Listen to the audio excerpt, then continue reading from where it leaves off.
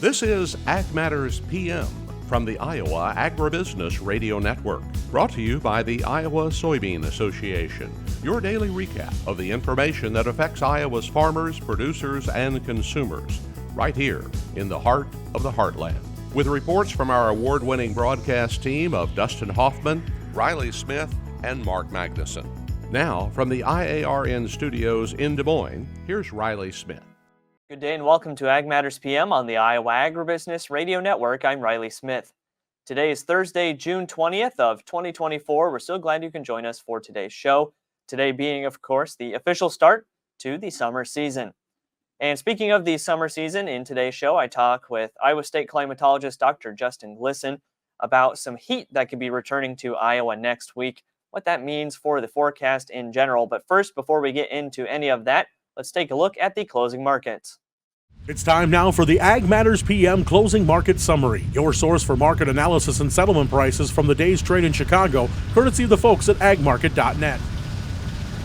At the end of another trading day in the ag marketplace, we're here with Kaden Sweeney of agmarket.net. Of course, yesterday being the Juneteenth holiday, how did the markets decide to come back today and finish out this Thursday? Yeah, you're exactly right, Riley. Coming after yesterday's holiday, it kind of almost felt like a Monday a little bit, where you want to see where the trade wants to take the market for the week. In this case, certainly it was Thursday, but unfortunately, that direction was not what we wanted.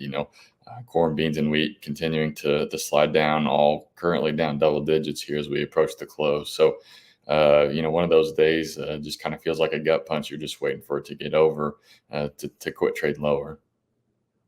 So what headlines are we trading today that are kind of bringing this downward momentum?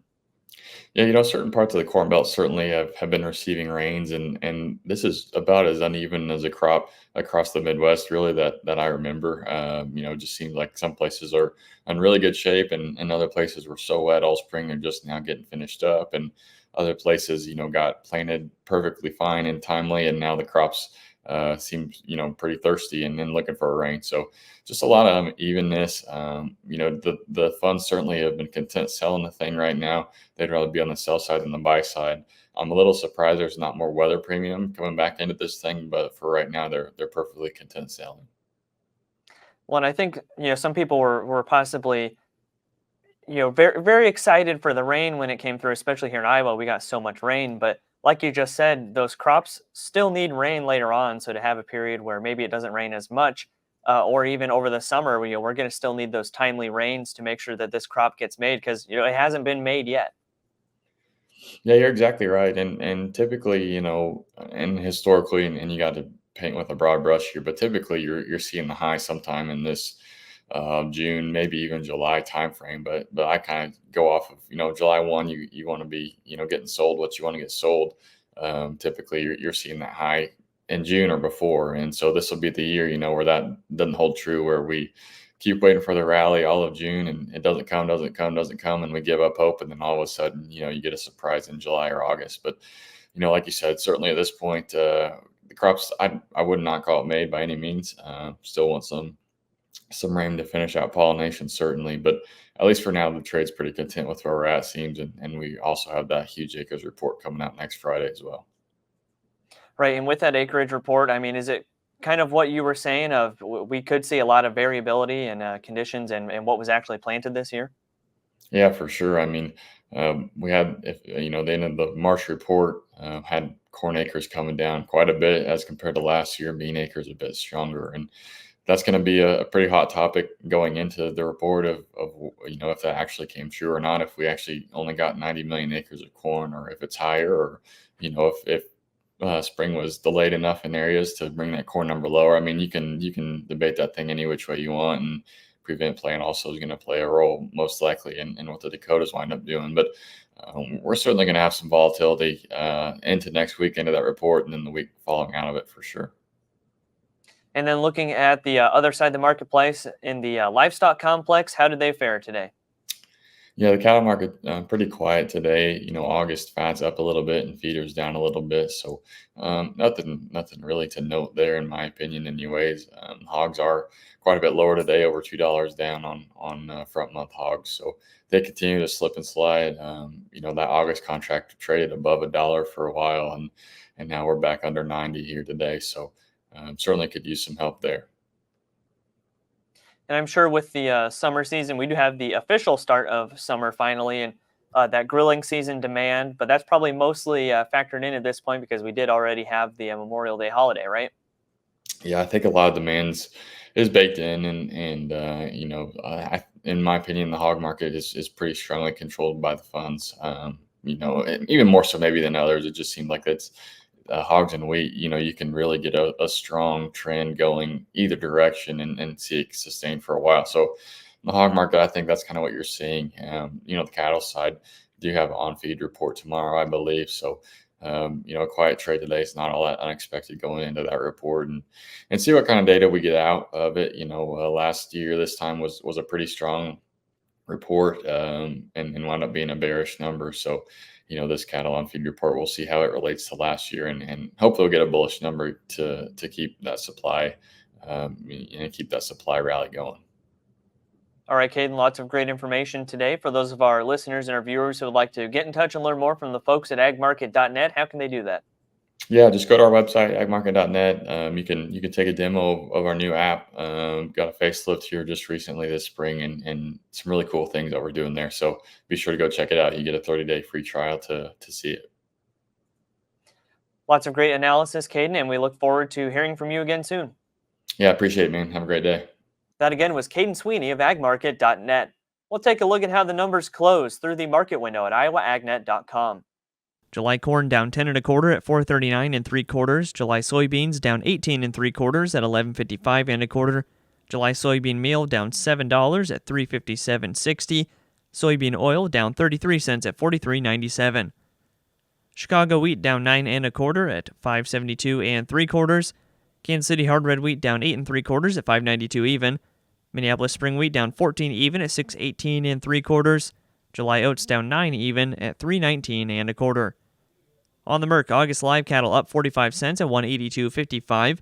August feeders down 12 at 259.82. July lean hogs down 262 at 91.15. Pork cutout down $1.50 at 102 even. And July class 3 milk up 24 cents at 19.85. And that's been a check of the markets here on Ag Matters PM. We're going to go ahead and take a quick break to hear from our sponsor, the Iowa Soybean Association and the Soy Checkoff. When we come back, I talk with Iowa State Climatologist Dr. Justin Glisan. This is Ag Matters PM. Iowa Soybean Association is driven to deliver for Iowa's 40,000 soybean farmers. We're proud to provide objective agronomic research, a helping hand with soil and water stewardship, and timely industry news powered by the Soybean Checkoff. Learn more at iasoybeans.com. Welcome back to Ag Matters PM on the Iowa Agribusiness Radio Network. I'm Riley Smith. Well, today I had the chance to visit with Iowa State Climatologist Dr. Justin Glisan about the current climatological conditions here in Iowa.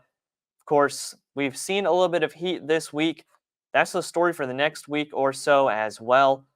Could mean a bit of issues with heat stress, specifically for people and livestock.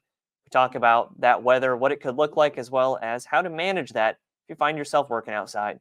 We're here with Iowa State Climatologist Dr. Justin Glisan for our weekly chat on the climate conditions here in the state of Iowa. First off, Justin, great to have you on again this week. What are we seeing as far as the, we call it the drought monitor, but at this point we're kind of seeing more moisture from that. But how is that looking so far for the state?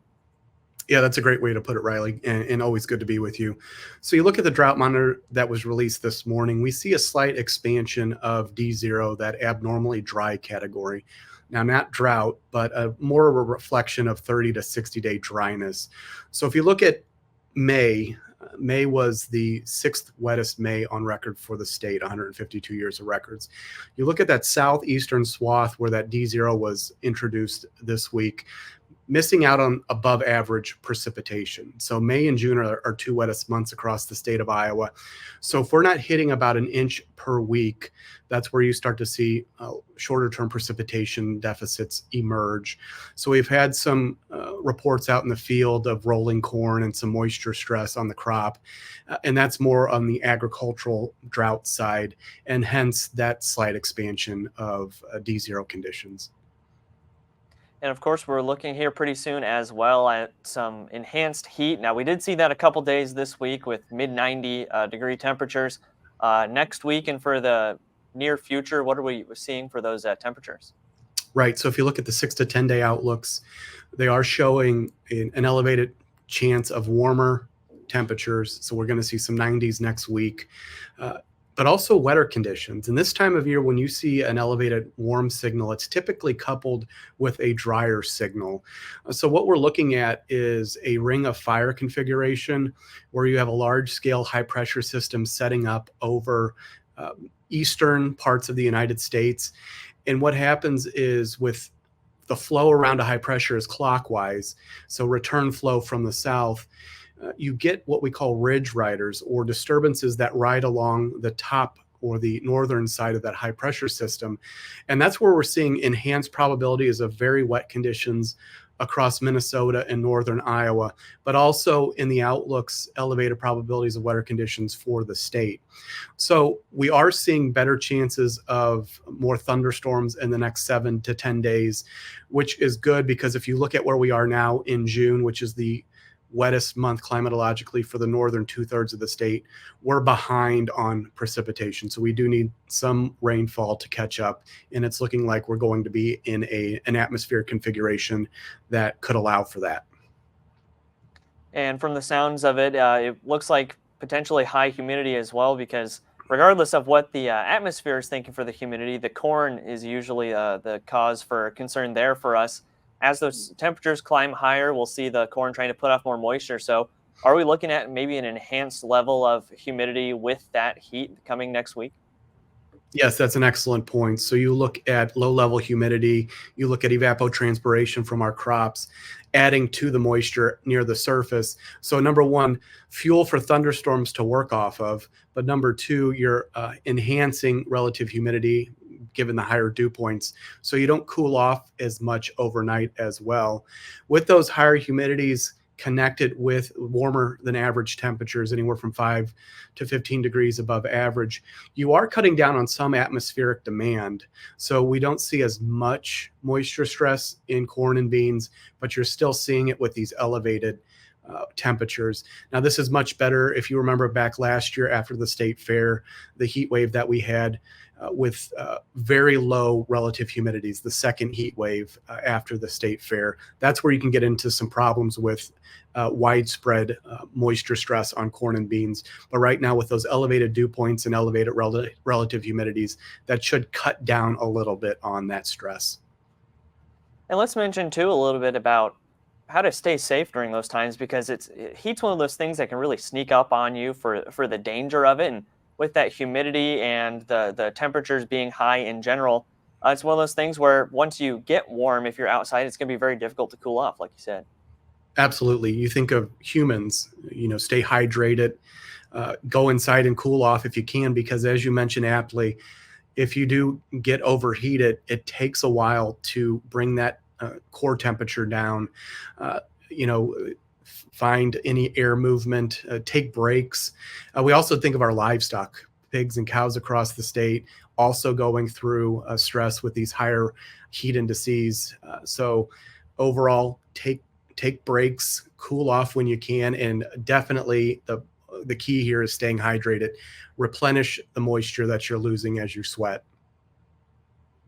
All right, lots of great information today, Justin. For those of our listeners, especially our farmer listeners who would like to get in touch and maybe offer some ground conditions for the State Climatology Bureau, how can they do that?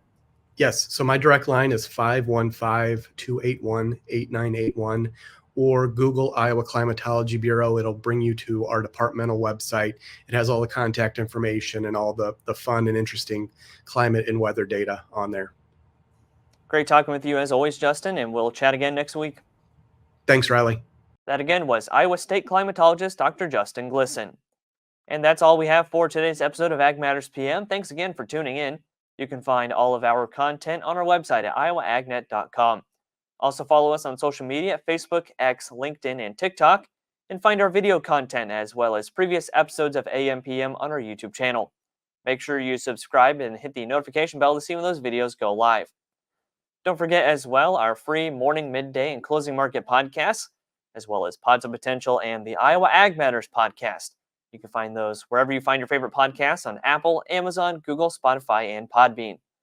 From the Iowa Agribusiness Radio Network studios in Des Moines, I'm Riley Smith. On behalf of Dustin Huffman, Andy Peterson, Quentin Slater, and Mark Magnuson, we thank you for watching. This has been Ag Matters PM.